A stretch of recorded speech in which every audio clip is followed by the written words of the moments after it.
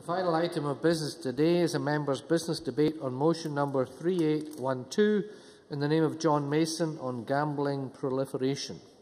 This debate will be concluded without any questions being put. And with those members who wish to speak in the debate, please press the request to speak buttons now. And Mr Mason, if you're ready, I would call on you to open the debate. Up to 7 minutes, please. Thank you, Presiding Officer, and thank you to all those members who signed the motion to enable this debate to take place. A few years ago, a guy I knew came round to see me late on a Friday night. His partner had been saving up money for a while so that she and the kids could go on holiday, and I suspect that was something they did not do very often.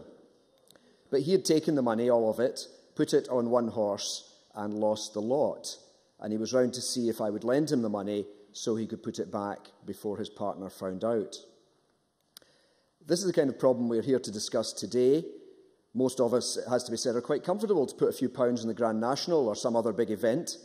Bingo, raffles, all of these kind of things are quite acceptable to most of us these days, and it can be good fun as part of social activities to have a little bit of a gamble.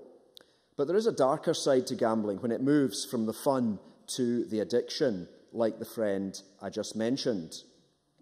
One of the reasons for my lodging this motion at this time was after the Channel 4 Dispatches programme early in August, where Professor Jim Orford of Birmingham University and Harriet Harman contributed to that programme.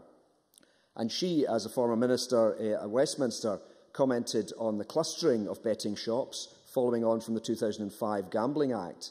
And amongst other things, she said, if we had known then what we know now, we wouldn't have allowed this, because it's not just ruining the high street, it's ruining people's lives. Going back a few years, many of us will remember that betting shops were much more closed places. Only adults could go in, and you could not see through the doors or through the windows. But nowadays, betting shops are much more transparent and open, and in one sense that would appear to be a positive move. If it is legal, why should it not be out in the open? But the other side to that argument is that gambling has been given much more of an air of respectability. Added to that, we have the National Lottery, which has drawn more people into regular gambling than used to be the case. For many, we have to say that is no more of a problem than buying chocolate or some other pleasure in life. But for others, it has led to addiction problems that previously had not been given such an opportunity. And I think we have to ask too, why do people gamble? A bit of fun for some, but for others, because life seems very hopeless. If only they could get that big win, it would take the pressure off their lives. So this topic is linked to the economy and the gap between rich and poor. It is linked to unemployment and poor wages, so that many ordinary people struggle to make ends meet and dream of that magical win that would really change their lives. I do think the National Lottery has to shoulder some of the blame for this change too. We see stories of ordinary people winning huge sums of money. Less often do we hear how these winnings can ruin their lives. We get told how many good causes benefit from their share, but it does seem that the net effect is to extract more money from poorer areas where more tickets appear to be bought. And it does appear also that more of the good causes tend to be in the richer areas where they have the expertise to apply for the grants. Professor Orford's study suggests that for every 100,000 people, in the average affluent area, there would be about 5 betting shops. And I understand from colleagues in Aberdeenshire West, which allegedly is one of these affluent areas, that that is approximately the number they have there. It was also suggested in the study that poorer areas would have about 12 betting shops. And that intrigued me because I had a gut feeling that there were more than 12 in my constituency. So I thought I would count them over the summer. We don't even have a population of 100,000, it's probably more like 70,000. And the answer as to how many betting shops there were for these 70,000 people was 31. I could also say that our constituency has the largest bingo club in Europe. I'm grateful for those who have had input for today's debate, and especially from Gamblers Anonymous and the Church of Scotland's Church and Society Council, who have given us comments. And Gamblers Anonymous tell us that their membership has increased significantly recently, particularly amongst young, low-income men who have become addicted to fixed odds betting terminals. FOBTs, as they're known, were first introduced in 2001 and the most common game is roulette. I understand that 4 machines can make around £2,000 a week, 123 million is wagered each day in the UK, and the profit for the gambling companies is some 3.3 million each day. One quote that struck me that sums up the problems of FOBTs is from David Armstrong, a former gambling addict, who said, "You lose your sense of money that you're on the machines. It means nothing. It's so quick. You're thinking just one more spin, just one more, until you walk out and you've lost it all." Although we are mainly focusing on bookmakers in today's debate, I do also want to just mention in passing some of the other forms, modern forms of gambling, which can be a problem. Smartphones now have applications for folk to gamble, and online gambling via the internet is also a huge issue. One recent constituency case I had was where a guy had won some £10,000 online. The company is very well known, but based in Gibraltar. And they made it very difficult for him to withdraw his winnings, and temptation proved too much, and he gambled the 10,000 and lost the lot. Now, that is not to say that the individual does not shoulder some of the responsibility, but I do just question whether the balance between the gambling organisations and the individuals taking part has swung too far in favour of the former. We had a briefing from the Association of British Bookmakers, and I have to say I was somewhat disappointed by some of the things I read in it. For example, they claim to be part of the retail sector, and I do think that is just stretching things a little bit. Wikipedia's definition of the retail sector is retail is the sale of goods and services from individuals or businesses to the end user. I don't think bookies quite fit in there. And they also claim to contribute £352 million to the Scottish economy. Come on. If that £352 million was not going to the betting shops, it would still be in the economy. But it might be paying for food and heating for families that really need these things. I'm conscious, Presiding Officer, this is a reserved matter, but I would be grateful for comments from the Minister on a few issues. For example, schools rightly teach about sex, drugs and alcohol. Would the Minister agree that schools can have a role in teaching about the dangers of gambling? Does the Minister agree with Harriet Harman that the 2005 Gambling Act has relaxed things too much? And would the Minister make representations to the UK Government about possible amendments to this legislation for as long as it is under Westminster control? And finally, could the Minister press for better regulation of the betting companies, especially those based in places like Gibraltar? Thank you. Many, many thanks. Now call on Anne McTaggart to be followed by Graham Day. Up to 4 minutes, please. Thank you, Presiding Officer. I welcome the opportunity to speak on the topic of gambling, as I agree with John Mason in this instance. There are far too many betting shops in Glasgow, and it is clear to me that betting shops are indeed preying on the vulnerable of our society. It is a serious concern of mine that the amount of betting shops and their locations nearby pubs and ATM machines is luring new customers off their high streets and through their doors, and particularly young people. Although I acknowledge that the majority of those that do choose to gamble do so responsibly, gambling addiction is a problem that is not often discussed, and I must commend the excellent work that the organisations such as Gamblers Anonymous and the RCA Trust do in working with those affected by gambling addictions. I am pleased that a question on gambling has been included in the latest Scottish Health Survey and look forward to hearing the findings later this year when the report is published. But there are a number of issues that also need to be raised regarding betting shops, and that includes the safety of their staff. Changing in their working practice has meant that lone staffing is commonplace.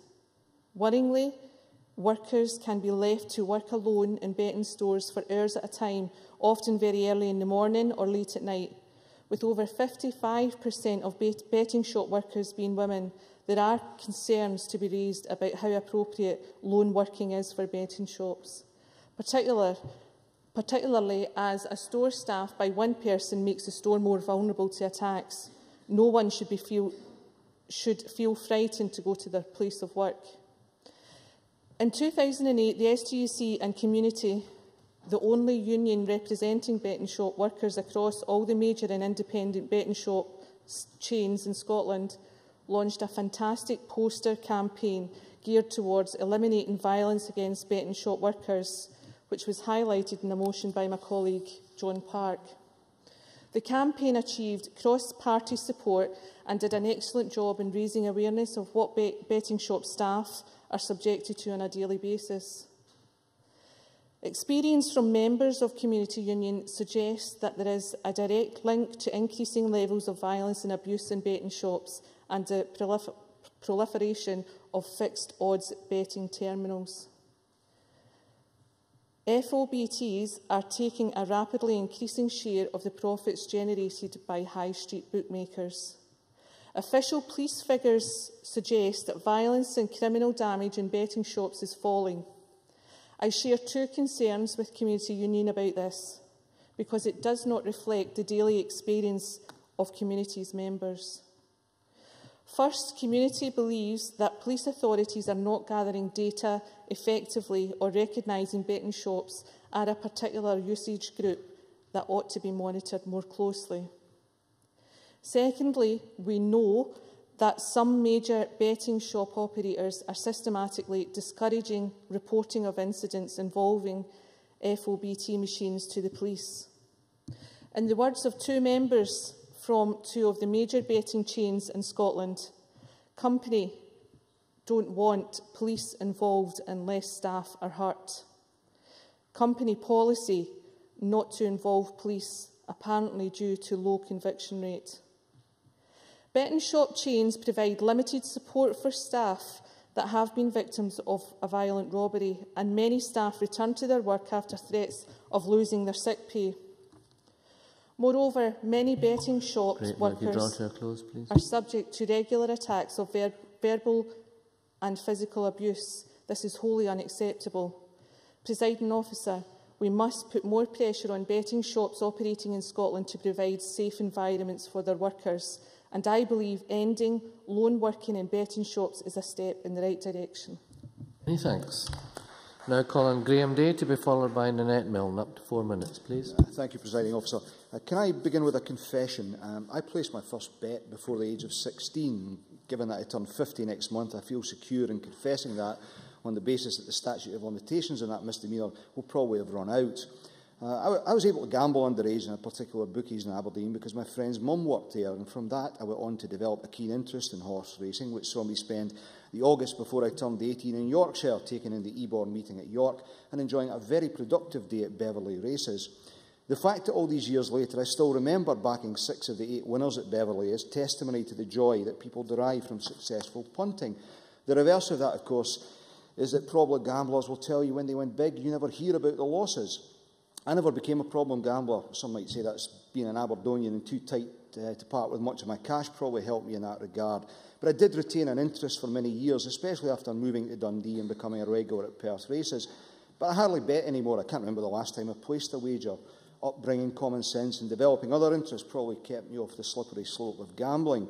If I'd been born in this day and age, though, especially in a poorer household than I was, then I perhaps wouldn't have been so fortunate.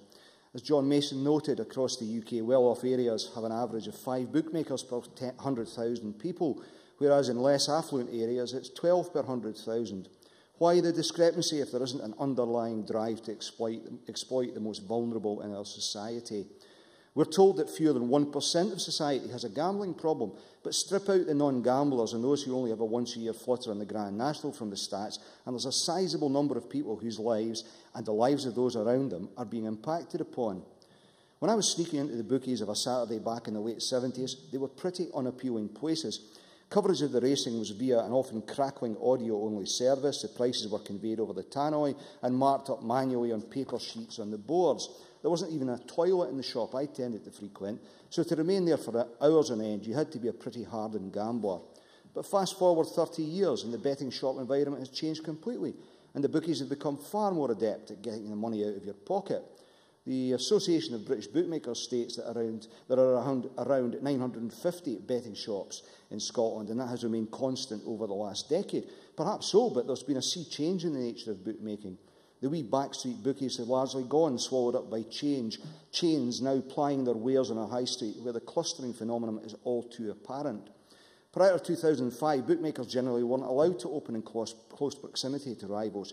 Yet have a wander down Leith Walk, and you'll find two of the majors operating within a shop's width of one another, and 500 metres further on, they're located directly opposite each other. On Easter Road, those same chains have shops no more than 25 metres apart. And the change in the environment within these shops has been just as striking. Comfy seats, sofa-type seating in some. They'll sell you snacks. One major chain even offers the equivalent of a loyalty card. And the range of gambling opportunities is amazing. If there's no horse racing on in the UK or Ireland, they're beaming in racing from South Africa, or even tempting you to bet online virtual racing, etc., etc. Banks of screens offering early prices. And someone touched upon earlier, we have roulette games now where you can win up to £500 on a spin. Of course, it's not just betting shops which entice Joe Public to part with their cash. You've got telephone accounts, betting, running, spread, betting. The possibilities are endless and potentially so dangerous to the vulnerable. And on that last point, Presiding Officer, I welcome the inclusion in the motion of a reference to the buying of lottery tickets, which I take it covers scratch cards also. I must confess to being repeatedly disquieted when queuing in newsagents and supermarkets with the sight of elderly folk who've spent relatively little on food, buying up to £10 of scratch cards at a time. It's difficult to tackle this issue. The genie is out of the bottle. Realistically, we cannot go back to reducing the number of shops. I do note some of Anne McTaggart's concerns. But can I suggest, Presiding Officer, that whatever else happens, and whoever drives this, we need to develop a far more extensive body of research on current betting practices and their impact on the vulnerable. Thank you very much. Now call on Lynette Milne to be followed by Dave Thompson. Up to 4 minutes, please. Thank you, Deputy Presiding Officer. I too commend John Mason for bringing this very important issue to the Chamber this evening. Like others, I also recognise that problem gambling can be every bit as addictive for some as smoking or drinking alcohol. And we should rightly acknowledge that in many respects it's an illness which is often ignored. As John Mason has already said, the social side effects of gambling are often seen in our poorest areas and communities, where families sometimes go without basic food and clothing because an individual has an addiction to gambling. John Mason's motion draws attention to the comments made earlier last month by Labour's Deputy Leader Harriet Harman, who admitted that the previous government at Westminster had made a mistake in relaxing gambling laws, a view also shared by former Home Secretary David Blunkett. That's why I was pleased to read press reports that the coalition government intends to impose restrictions on high-stakes gambling machines which allow people to bet more than £15,000 an hour. These casino-style machines, which are found in hundreds of betting shops across the country, have been described as the crack cocaine of gambling, given the fact that they are so addictive. And whilst I recognise that gambling is a reserved matter, I look to the Minister to see whether she can tell us what discussions she has had with her counterparts down south regarding these fixed odds betting terminals, which often allow users to accrue huge debts because people can stake as much as, I've said 100, Graham says £500 a time on roulette, blackjack or poker. I think we'd all accept that gambling in small measures is in itself not necessarily harmful. Indeed, as an occasional national lottery player, I would freely admit that this is a form of gambling. I also look back with great fondness to my late aunt, whose devotion to one-armed bandits, it was said, kept the local golf club afloat, although she'd be turning in her grave if she was classed as a gambler. No, what is quite clear from Mr Mason's considered motion is summed up by its title, Gambling Proliferation. And he's perhaps right to say that the East End of Glasgow is saturated with bookmakers' shops. The fact that there are over 30 of them in his own constituency of Shettleston should be seen in the context that I believe his seat is only 6 miles in length. And if it's true, as has been suggested, that gambling companies are targeting vulnerable people by siting betting shops next to pubs, bank machines and post offices in some of our poorest areas, then obviously that would be of concern. However, as with most things, I think what is required is a measured response to what is a difficult situation. We must remember that the gambling industry does employ 40,000 people across the UK, including 7,000 in Scotland, and contributes around £350 million to the Scottish economy. I don't think anyone would want to see a return to the old days where illegal gambling was underground and therefore by its very nature impossible to police. I think by and large the industry is responsible, and of course it is regulated at a local level through the need to have licences, which can be revoked at any time. So whilst I fully understand concerns by individuals like John Mason, many of whom are opposed to gambling for moral, religious or ethical reasons. It is a legal activity, although I wouldn't be inclined to argue, as one of my colleagues did, that it falls within the sport element of my brief. I do believe the industry is working hard to combat problem gambling through initiatives such as staff training, whereby workers behind the counter are taught how to recognise potential problem gambling behaviour.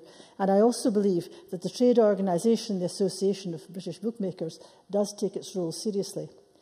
This debate will continue, but I reiterate that whilst I understand the concerns expressed by John Mason and the need to keep a very close eye on the situation, cooperation and compromise with the industry is the best way forward. Thank you. Excellent. Many, many thanks. Now call on Dave Thompson to be followed by Hanzala Malik. Thank you, Presiding Officer. Firstly, I'd like to thank John Mason for securing this debate on what is an extremely important issue. Although I believe the occasional flutter is okay, there is a fine balance to be struck between allowing people the freedom to place a bet or have a go at the bingo, whilst also protecting the vulnerable in our society from what can be a damaging addiction, as we have heard already. I grew up surrounded by gambling: the football pools, the horses, cards, and, of course, the one-armed bandit that Annette Milne mentioned, which is very aptly named. When I was a boy, not yesterday I admit, I took bets on the horses down to the bookies for my dad, and I'm not sure it was altogether legal. In those days, the bookies was up an outside stair above a paper shop, and the bet and the money was handed through a wee windy to a man, along with your nom de plume, so at least there was a bit of culture in it. My dad's nom de plume was Black Jet, after our jet black cross Labrador Alsatian, who was my best friend. So I know a bit about gambling, which does, of course, give people hope, especially those without a faith. Winston in George Orwell's Brave New World was always hoping his lottery would come up and lift him out of his despairing situation, but it never did. It is a trick played on us by government and big business. There's nothing wrong with a bit of hope, of course, however you get it. But gambling can be a real problem for many and can get a grip before you know it. Bookmakers know this, and so do governments. And recent research has highlighted the staggering proportion of bookies' profits that are derived from people with a serious gambling problem.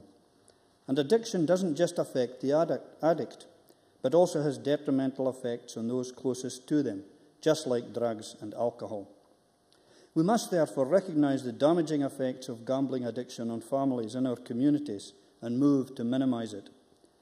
Research by the Theos think tank suggests that lower-income gamblers spend proportionately more on the lottery than the rest of the population, and I believe benefit least from it.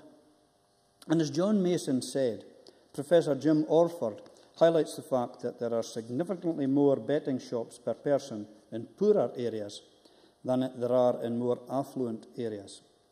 This demonstrates that the poorest areas of our society are effectively paying a voluntary tax with a low level of return.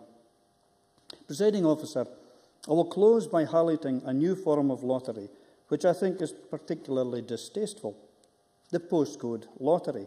Now, you might find that strange, but in this model of gambling, everyone in the country is effectively entered by default, but they must pay to be eligible for their share of the prize if their postcode wins.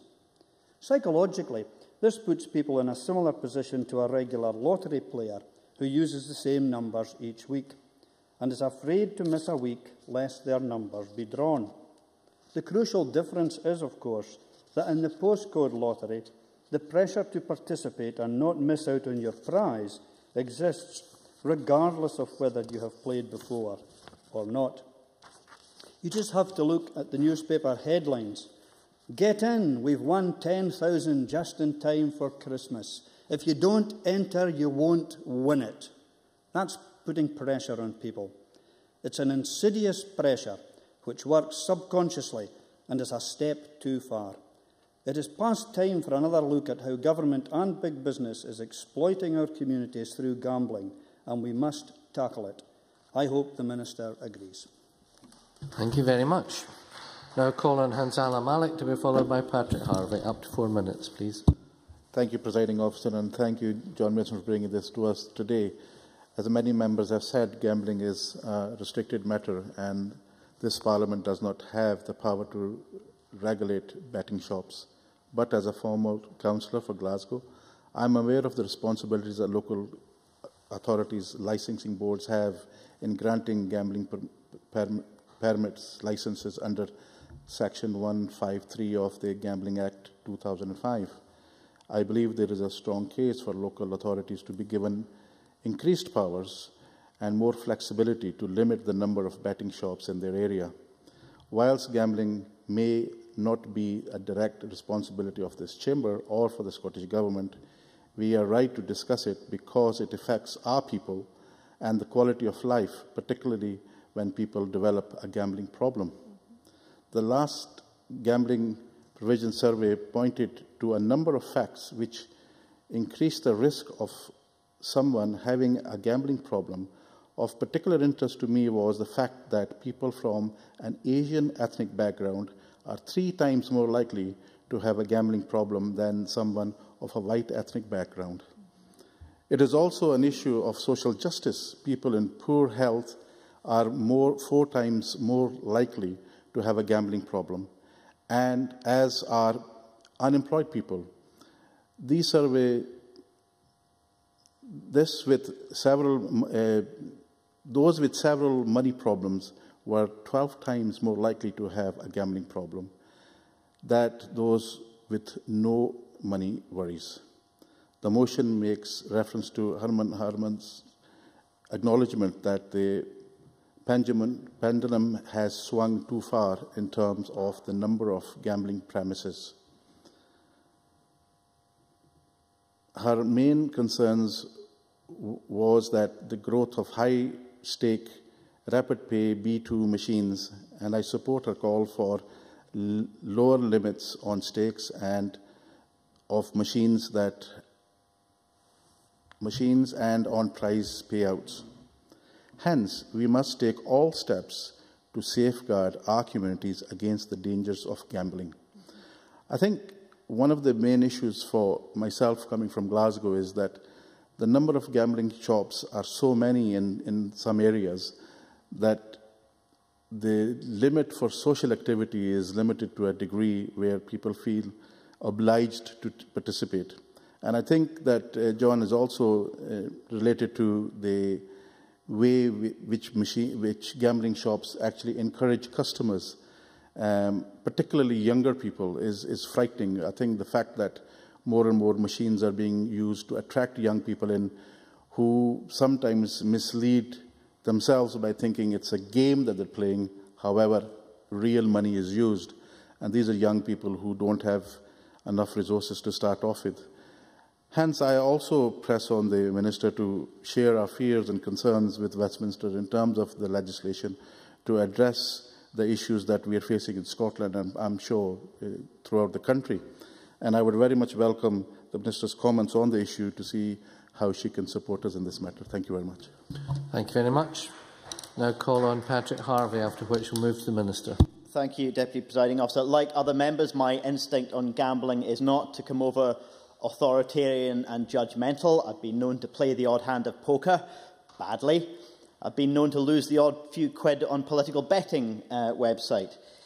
But I do want to thank John Mason for bringing this motion to the Chamber today, because the impact of gambling, of the gambling industry, not of a recreation, but of an industry, has become unacceptable in terms of its scale, the sense of responsibility or lack of it shown by participants in the industry, and by the promotion and, as the motion says, proliferation of the industry.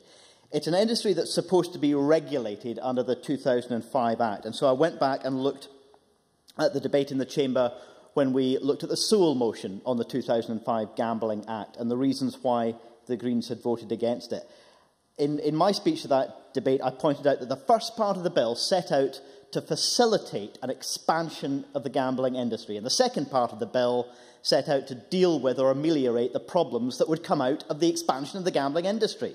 It was a deeply contradictory bill, and I described it as a payoff to the gambling industry for the introduction of better regulation. And I think that's exactly what it was. That fact, in fact, is borne out by the briefing I equally disappointed by the briefing from the Association of British Bookmakers that John Mason referred to. This briefing says that, talking about the early history of the liberalisation of gambling, the phrase that struck out to me was, in return for this process of liberalisation, in return, our industry submitted itself to increased regulation. Our industry submitted itself. Well, how magnanimous of them. Government has a responsibility and a duty and a right to regulate industries which cause social harm. We don't do that in exchange for anything from industry. We don't regulate the alcohol or other industries which can cause social harm in exchange for things. We do it because we think it's right. Other aspects of this briefing are equally disappointing. Betting shops are generally places of community with high regulatory standards enforced by well-trained staff. What a different picture that paints to the evidence shown by the Dispatches programme that John Mason pointed out, and which is backed up just by anecdote from a friend working in our parliamentary group. A friend of his had a summer job working in a bookmaker's not so long ago and couldn't stomach it for more than 2 weeks because of the very, very clear impact that their work was having on problem gamblers. The final point in this briefing I wanted to highlight: shop staff are trained to recognise potential problem gambling behaviour and also have self-exclusion programmes where a customer who believes they're developing a problem can bar themselves. Now, would we accept that kind of approach in relation to any other addictive behaviour? This is not a retail leisure industry. This is an industry which is promoting something which creates addictive behaviour. Would we actually say that a pub, instead of being required to decline someone at the bar who's over the limit, who's clearly intoxicated, would we say, well, you can sign up to a self-exclusion programme if you think you're developing a problem? We simply wouldn't accept that, Deputy Presiding Officer. Now, the last point I wanted to make is the comparison with sex shops, because the local power does exist for a limit to be placed on the number of sex shops. Now, I personally am someone who has a great deal less problem with sex shops than I do with the gambling industry. But I don't see any reason why we couldn't apply the same power at local level to place a limit on a local community on the number of gambling establishments that can be allowed there. And so I do welcome Harriet Harman's comments, and I urge the Minister to put that case to the Government. In closing, Deputy Presiding Officer, I would like to disagree with Nanette Milne in her remarks that the cooperation with the industry is the best way forward. I do think that there is a difference between what she described as illegal and uncontrolled gambling and free market and uncontrolled gambling. We don't have to think of it as a dichotomy between those. There is the option of proper regulation in the middle, and that's what I hope the Minister will put to the UK Government. Thank you very much. I now call on Minister Rosanna Cunningham to wind up the debate on behalf of the Government. Up to 7 minutes, please, Minister. Thank you, Presiding Officer. Can I say I'm rather astonished by the intimate knowledge of gambling shared by colleagues in this chamber, and I have a confession to make. I know next to nothing about the practice of gambling, even nothing about the alleged trap of the postcode lottery as exemplified by Dave Thompson. So gambling is something which I don't personally get. And I guess there must be people also in this chamber, perhaps who've not spoken, who are in that same position. But can I congratulate John Mason for securing the debate, because it is a very valuable attempt to draw attention to what is an important problem. As most members have recognised, gambling is, of course, reserved to Westminster, and the levers of control lie there. But the consequences of problem gambling are manifest right here in Scotland, up to and including broken families, suicides, and in criminality. And I think both Graham Day and Anne McTaggart reminded us of these very negative impacts. And can I say, I welcome Hanzala Malik's comments in the sense that they have given us information about a differential impact on different ethnic groups, which I was not aware it was the case. So I think that was an important contribution. The Government can't be complacent about these consequences. In March, the Cabinet Secretary spoke at a conference organised by Money Advice Scotland, at which those who see the effects of gambling problems every day and those who can make a difference came together with the intention of ensuring that help gets to those who need it. Constitutional constraints do mean that the government cannot do as much as we would like. However, it is important that we at least do what we can to ensure a more widespread acknowledgement of the problem. Scarcely enough effort has been made to quantify and research the scale and nature of problem gambling, never mind dealing with its consequences, in particular given the changes to the industry in recent years. To take a single example, and a number of members have mentioned this in the debate, whilst there is anecdotal evidence of problems related to fixed odds betting terminals, that is currently unsupported by detailed research in the UK. Now, that's not to say that I think the anecdotal evidence is wrong. It doesn't have the research background to substantiate. And my impression is that other countries have benefited from far more comprehensive studies that go further in exploring problem gambling. And that may be a response to some of what Nanette Milne has said. Yes. Harvey? Us for words. I beg your pardon, Presiding Officer. I accept entirely what the Minister says about the reserved nature of the regulatory powers. But is it within the Scottish Government's power to commission some of the research that the Minister says is lacking at the moment? Minister? I suppose it is possible for any government to commission research, but one of the difficulties would be then knowing what we would do with the results of that research if we didn't have the powers to actually enact it. And that's a hurdle that can't be overcome. But I don't doubt that we do need more information. Britain's gambling industry does contribute voluntarily to gambling research, education and treatment. So there is a wider context of research, but the decision of the UK government to no longer fund the highly comprehensive prevalence survey is regrettable. I'm also concerned about recent developments south of the border. I find it extraordinary, for example, that the recent House of Commons Select Committee report has called for relaxation to allow more betting terminals into betting shops rather than fewer. So there's some contradictory voices out there. The 2010 prevalence survey provided data by specific area for the very first time. What it reveals about Scotland is interesting. Scotland had the highest levels of gambling participation in no fewer than 7 categories: football pools, slot machines, bingo, fixed odds betting terminals, sports betting, betting on non-sports events and online betting. There must be concern that this will translate to higher levels of problem gambling. The wider picture of gambling liberalisation over the last 20 years has been significant. It was right that the Gambling Act 2005 addressed developments that were simply unimaginable to previous legislators who did not have to consider internet and mobile phone betting. And I do accept that the 2005 Act could not put genies back into their bottles. The difficulty of regulating gambling internet sites that are based offshore is not to be underestimated. But I also recognise that with gambling being a widely enjoyed activity, well, as I indicated, I can't say I've ever seen the attraction, there is no inherent reason why people should not place their bets using modern methods of delivery. But I do wonder if the Act fully recognised the potential consequences of the all-pervasive nature of gambling in the 21st century, including the advent of 24-hour gambling. Betting from your mobile while watching football in the pub, coming back from the pub, powering up the computer for a session of poker or switching on a late-night interactive bingo channel, internet sites available 24/7, 24-hour casinos, and the many other options available. Graham Day's comments were certainly an eye-opener. I have mentioned the limited scope we have for action in Scotland, but we are determined to do what we can. John Mason asked about teaching in schools, and he'll appreciate I can't make commitments for the education portfolio, but I'll communicate his inquiry to them. I can, however, confirm that the Scottish Government has already called upon the UK Government to fund research, look at specifics such as clustering of shops, and take any necessary action.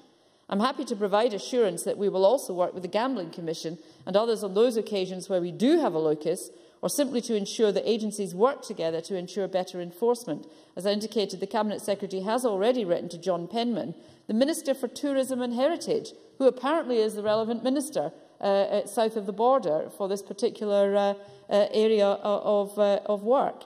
And that's really in respect to research into fixed odds betting terminals. John Mason's speech also reminded me that we should acknowledge the tremendous work done by Gamblers Anonymous in helping to pick up the pieces. A wider debate on gambling is certainly worth having. Are we seeing greater concentrations of betting shops in particular localities? Are those localities in areas of deprivation? Is there an association with the numbers and locations of licensed gambling premises and problem gambling, etc., etc.? So I welcome the opening up of this debate. There's no complacency on my part, and I fully recognise that problem gambling is a serious issue that can blight lives. I believe that we need to begin a debate on what an independent Scotland can do differently to balance the economic benefits and the enjoyment that gambling undoubtedly brings with a new approach that better mitigates the harm that problem gambling can bring. Now, those two things together have to be recognised, the good and the harm. What we can do now, but what we would be able to do if we had the power to do so in the future. Excellent. Many, many thanks. I now close this meeting of Parliament.